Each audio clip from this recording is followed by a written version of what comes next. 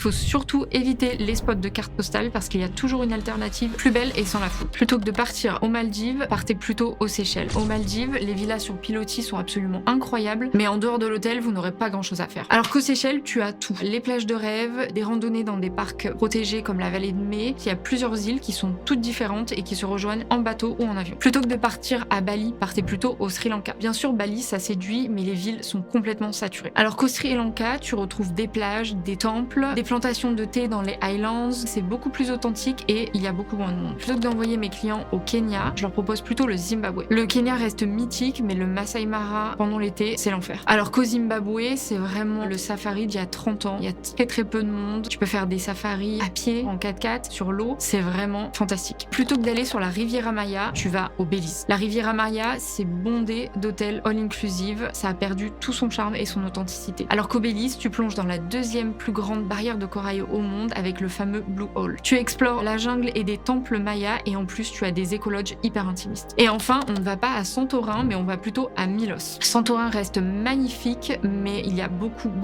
trop de monde. Alors que Milos est beaucoup plus confidentiel, avec plus de 70 plages, dont certaines sont hyper spectaculaires. C'est vraiment le paysage de carte postale sans la foule.